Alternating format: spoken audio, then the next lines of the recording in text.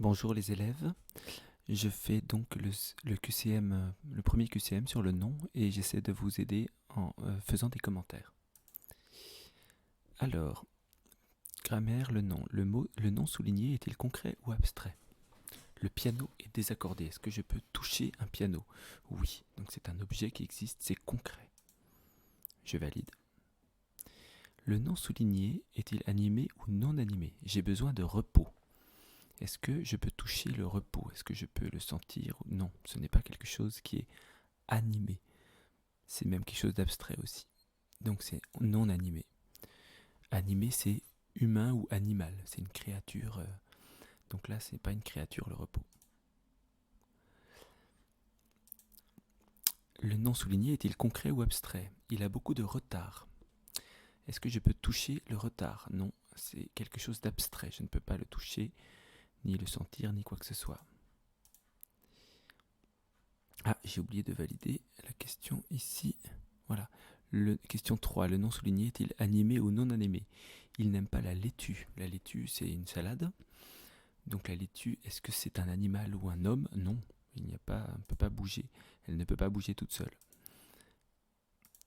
Voilà. Alors, question 5. Mon père achète 2 steaks chez le boucher. Le boucher, est-ce que c'est animé ou non animé? Le boucher, c'est un homme. Donc un homme, c'est animé. Beaucoup de peuples se sont battus pour acquérir la liberté. Est-ce concret ou abstrait? La liberté. Est-ce que je peux toucher ou sentir ou voir la liberté? Non, c'est un concept abstrait. On dit que la curiosité est un vilain défaut. Le nom est-il concret ou abstrait? La curiosité, est-ce que je peux toucher la curiosité? Non, c'est abstrait. Les noms soulignés sont-ils concrets ou abstraits? Encore une fois, merci de ton aide. Est-ce que l'aide, c'est quelque chose de réel, de concret? Est-ce que je peux toucher l'aide? Non, c'est un nom abstrait. Sans toi, ce lit aurait été trop lourd à porter. Le lit, je peux le toucher. Oui, c'est un objet, c'est un concret. Quand c'est un objet, c'est concret. Encore une fois, concret ou abstrait. Molière est le fils d'un marchand de tissus. Donc il est marchand de tissus, les draps, etc. Ce sont des objets, c'est concret. Son gâteau provoque l'admiration de tous. Alors le gâteau, oui, je peux le toucher, je peux le sentir, c'est encore une fois concret. Et l'admiration, non, je ne peux pas la toucher, l'admiration, c'est abstrait. Chaque année, de nouveaux mots entrent dans le dictionnaire. Le dictionnaire, oui, c'est un livre, un gros livre, je peux le toucher, c'est un objet concret. Mange plusieurs fruits et légumes pour rester en bonne santé. Concret ou abstrait? Des fruits, oui, les fruits. Je peux les toucher, ce sont des objets, les fruits, je peux les manger. Mais la santé, par contre, est-ce que je peux toucher la santé? Non. C'est abstrait, la santé. Au loin se profilait quoi? Une montagne majestueuse. Alors, qu'est-ce qui se profile? Le verbe se profile.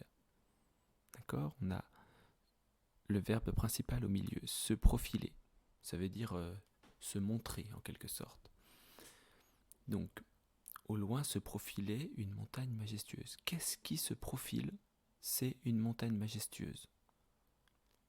Donc, une montagne majestueuse, c'est pas le complément, c'est au contraire le sujet, même s'il est à la fin de la phrase. Cette question est un peu difficile parce que d'habitude le sujet est avant le verbe. Mais ici, avant le verbe, ils ont mis au loin. Au loin, c'est un complément circonstanciel qui donne l'endroit. L'endroit qui répond à la question où. Où est-ce qu'on voit une montagne majestueuse? Au loin. Donc au loin, c'est pas le sujet, c'est simplement un complément qui donne le lieu. Ça, c'est le verbe se profiler, conjugué à l'imparfait. Et le sujet, une montagne majestueuse, c'est un groupe nominal. Une montagne majestueuse, c'est le sujet de la phrase. Question 14. Coche la fonction du groupe. Paul écoute le nouveau disque qu'il s'est acheté. Alors, Paul écoute. Là, c'est assez clair, on a le sujet, Paul, et le verbe écoute. Sujet, verbe. Donc maintenant, Paul écoute quoi? Qu'est-ce qu'il écoute? Paul écoute quoi? Le nouveau disque. quand je peux répondre à la question quoi de Paul écoute quoi, le nouveau disque, c'est donc le complément, le COD, complément d'objet direct. Les aliments apportent à notre corps environ 1 litre d'eau par jour. Bon, là c'est assez classique puisque on a effectivement au début de la phrase. Et ensuite le verbe apporter. Donc qu'est-ce qui apporte ? Qu'est-ce qui apporte à notre corps ? C'est bien le sujet, les aliments. Les aliments apportent à notre corps, etc.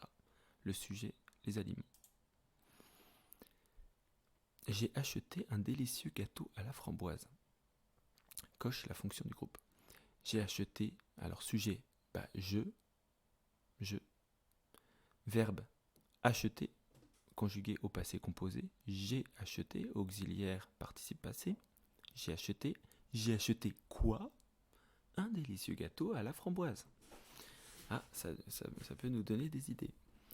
J'ai acheté quoi ? Donc ça répond à la question quoi ? Le sujet est déjà là, le verbe aussi, c'est donc le complément d'objet direct. J'ai acheté un délicieux gâteau à la framboise. L'eau est la seule boisson indispensable à l'organisme. Alors ici, on a le sujet, l'eau, on a le verbe être, est, et on a un grand complément là, la seule boisson indispensable à l'organisme. Donc on pourrait croire que c'est un complément d'objet direct, puisque l'eau est quoi ? Bon, ça ne répond pas vraiment à la question quoi. Mais surtout ici, il faut peut-être regarder la petite vidéo que je vous avais mise dans le message, qui explique justement l'attribut du sujet. En fait, l'attribut du sujet, c'est quelque chose qui va donner des informations sur le sujet. Donc, quand on lit la seule boisson indispensable à l'organisme, tout ça, ça explique ce qu'est l'eau.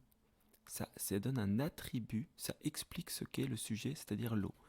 Et en fait, cet attribut-là, on le trouve placé après certains verbes précis, dont le verbe être est le plus simple. Si je dis je suis professeur, professeur est l'attribut du sujet de je. Je suis professeur, ça explique ce que je suis, en l'occurrence. Donc c'est là l'attribut du sujet. Je vous invite à regarder la vidéo pour préciser si vous ne connaissez pas encore ça. Comment donner des informations avec les verbes d'état comme être, sembler, paraître, avoir l'air, etc. Dernière question, j'ai caressé des chevaux dans le pré du voisin. Alors la phrase assez simple, le sujet, je, le verbe, caresser, au passé composé, auxiliaire, participe passé, j'ai caressé, d'accord ?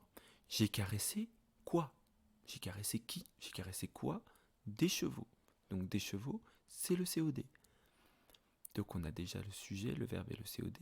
Dans le pré du voisin, ça répond à quelle question ? J'ai caressé des chevaux, ça répond à la question où ? Où est-ce que j'ai caressé des chevaux ? Donc ça donne une information sur les circonstances. J'ai caressé des chevaux, où ça ? Dans le pré du voisin.